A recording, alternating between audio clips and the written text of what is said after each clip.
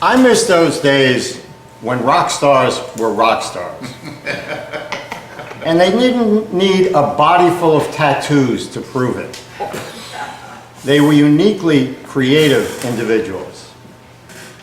Now, let me offer a few examples of what I'm talking about. Item 1. Richie Havens was backstage at Woodstock. It was time for the music to start, and they said to him, "Okay, Richie, you're on." And he said, "No, I'm not. I'm not going on first." They said, "Richie, the stage is surrounded by hundreds of thousands of people. We can't get equipment in, we can't get performers on, so grab your acoustic guitar, get out there and work your magic." Richie's a professional. He did as he was told. He went out there, he sang his songs, he played his guitar, he finished his set. But as he was walking off, they said, "Where do you think you're going?" He said, "Get back out there." He said, "I'm done. I did every song I know." And you know what they told him? Then get out there and wing it. He turned around and he looked at all those people, those faces as far as the eye could see. And he said, one word came to mind. He started strumming his guitar and chanting, "Freedom, freedom, freedom, freedom." And he kept chanting and singing and improvising, playing his guitar, throwing in bits and pieces of everything he could think of. And the crowd went wild. That song, improvised on the spot, became the signature sound of Woodstock. There were many songs played that weekend, but that's the one that's remembered most. Now there's a sweet, bittersweet epilogue to this story. A few years ago, Richie Havens passed away. His body was cremated, and his ashes were scattered over the site of the Woodstock Festival. A fitting conclusion to a beautiful life and a beautiful story. Item 2.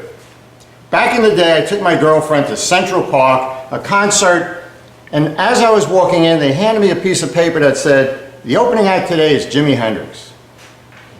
We looked at each other and said, "Who is this dude?" Jimi Hendrix? We were not impressed. We sat down and Jimmy came out. Purple satin suit, shocking pink blousy shirt, all lace and ruffles. His hair looked like he just had an electric shock. We laughed at him. And then he told us the songs he was going to do for us.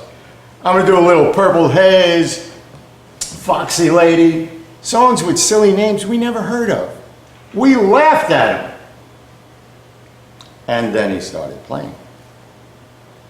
He created sounds we never heard come out of a guitar before. Jet engines, rocket explosions, car crashes, all kinds of noise that was woven seamlessly into his songs, his music. It was amazing. And he didn't just play his guitar, he made love to it. And I don't mean something subtly sensual, he was overtly sexual. So I thought, my God, how's my girl handling this? I turned and I looked at her. She wasn't just aroused, she was orgasmic. Jimi Hendrix was primal. Primal. He was a force of nature. Generally considered the best guitar player ever. Certainly the most creative. And now we come to item 3. Completely different, Frank Zappa. He was so strange, even the name of his band was controversial. They were the Mothers. Why?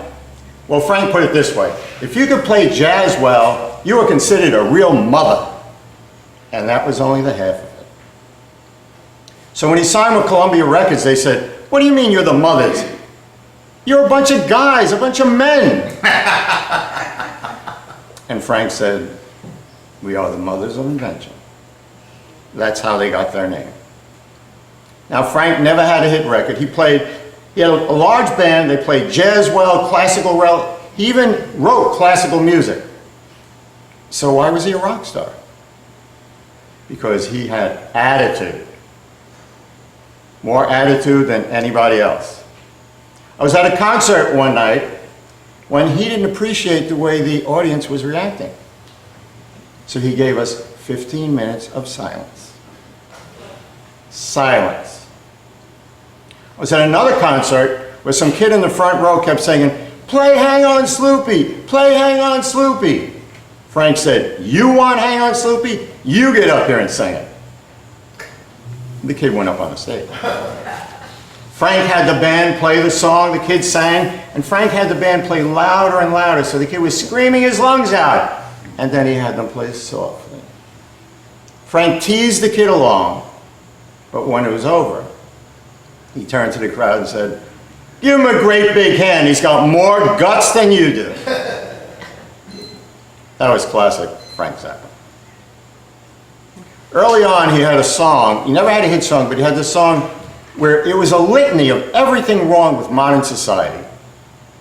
And in the middle, he said, "You know, people, I'm not black, but there are plenty of times I wish I could say that I'm not white." Frank was a provocateur. Towards the end of his life, he testified in Congress against censorship. And I remember him saying, "They tell me that hydrogen is the basic building block of life because there's more hydrogen than anything else."